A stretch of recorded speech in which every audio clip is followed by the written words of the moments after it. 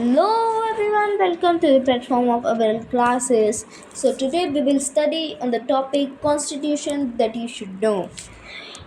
First, we will study on fundamental duties. There are 11 fundamental duties in our constitution.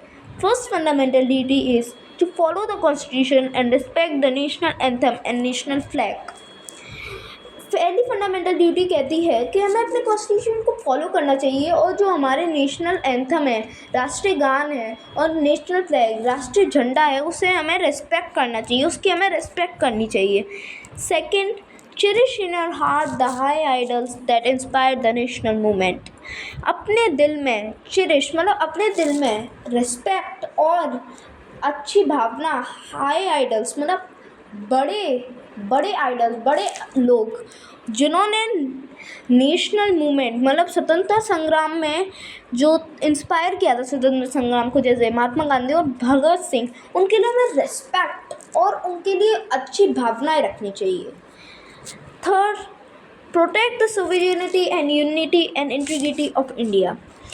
Third fundamental duty कहती है कि हमें अपनी देश की संप्रभुता और एकता और अखंडता को प्रोटेक्ट करना है, बचा के रखना है। मतलब इसका मतलब ये है कि हमारा जो देश है, सोविजेनिटी का मतलब है कि हम अपने देश के आंतरिक मतलब अंदर के और बाहर के मामलों में निर्णय ले सकते हैं।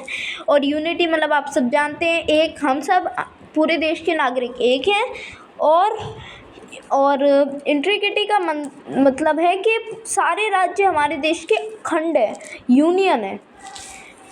Fourth, defend the country and render national services when call upon two do so. अपने देश के बचाव करिए, जैसे कभी वार हो जाता है या कुछ भी हो जाता है तो उस समय अपने देश के बचाव के लिए तत्पर रहिए। और जो नेशनल सर्विसेज मतलब जैसे सेना में जाना और कुछ भी देश के लिए सर्विसेज जब ज़रूरत पड़े तो उसमें जाने के लिए आप तैयार रहें। ये हमारी फोर्थ फंडामेंटल ड्यूटी है। Fifth, promote harmony and respect among all, fostering the spirit of Indianness, respect women। हमें अपने देश की हारमोनी को प्रमोट करना है और सबको रिस्पेक्ट करना है। Fostering the spirit of Indianness का मतलब है कि हमें मतलब सबको इंडियननेस, हम इंडिया के नागरिक हैं और उसके लिए अच्छी बातें और इंडिया के लिए सारे काम करने के लिए स्पिरिट जगानी है सबके अंदर और रेस्पेक्ट करना है वुमेंस का। Six, preserve India's glorious traditions. Six fundamental duty कहती है कि हमें इंडिया के ग्लोरियस मतलब बहुत बढ़िया, बहुत अच्छे ट्रेडिशंस को प्रिजर्व करना है। Seventh, protect the environment and show compassion towards all living beings. Seventh fundamental duty कहती है कि हमें अपने एनवायरनमेंट को प्रोटेक्ट करना है, ज़्यादा पेड़ लगाने हैं, ज़्यादा पेड़ नहीं काटने हैं, गंदगी नहीं फैलानी है और जो सारे लिविंग बीइंग्स है, सारे जानवर या इंसान हैं, सबके प्रति हमें कंपैशन मतलब अच्छी भावना रखनी है। Eighth, develop scientific outlook, humanism and spirit of reform. Eighth fundamental duty कहती है हमें साइंटिफिक आउटलुक मतलब साइंस में अच्छे से नए नए इन्वेंशन करने हैं, आउटलुक मतलब साइंस को अच्छे से देखना है, जानना है। और ह्यूमनिज्म मतलब हर किसी के प्रति मानवता रखनी है और हर किसी से एकदम प्यार से रहना है, बुरी तरीके से बिहेव नहीं करना है किसी से। और स्पिरिट ऑफ रिफॉर्म, नए नए इन्वेंशन की स्पिरिट रखनी है। Ninth, protect public property and stay away from violence. हमें अपनी पब्लिक प्रॉपर्टी, जैसे अगर कोई फोर्ट है, लाल किला है, ताजमहल है, वो पब्लिक प्रॉपर्टी होती है तो उसे हमें अच्छे से प्रोटेक्ट करना है और हमेशा वायलेंस से दूर रहना है। Tenth, encouragement of individual and group activity. Tenth fundamental duty कहती है हमें एनकरेजमेंट मतलब हमें एनकरेज करना है अकेले की और ग्रुप की एक्टिविटी को।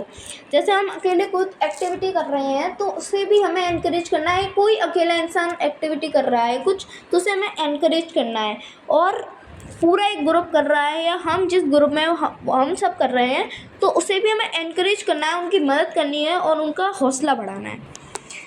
11th fundamental duties, parents and guardians should provide opportunities for education to children age 6 to 4 years। जो पेरेंट्स और गार्डियंस हैं उन्हें प्रोवाइड करना मतलब उन्हें प्रोवाइड करना चाहिए अपॉर्चुनिटीज़, मतलब चांस देने चाहिए एजुकेशन के। जो चिल्ड्रन होते हैं एज 6 से 14 साल के बच्चों को हमें अपॉर्चुनिटीज़ एजुकेशन की प्रोवाइड करनी चाहिए। Note, fundamental duty 11th K was added by 86th Amendment Act of 2002. Original Constitution consists only 10 duties. जो फंडामेंटल ड्यूटी 11th के है, जो लास्ट फंडामेंटल ड्यूटी है वो 86th अमेंडमेंट एक्ट ऑफ 2002 से, मतलब 2002 से वो करी गई है, ली गई है, मतलब 86th अमेंडमेंट एक्ट ऑफ 2002 से ऐड की गई है। इस अमेंडमेंट ने ये अमेंडमेंट एक्ट इस फंडामेंटल ड्यूटी को लेके आया था। जो ओरिजिनल कॉन्स्टिट्यूशन था वो बस 10 ड्यूटीज़ को ही कंसिस्ट करता था।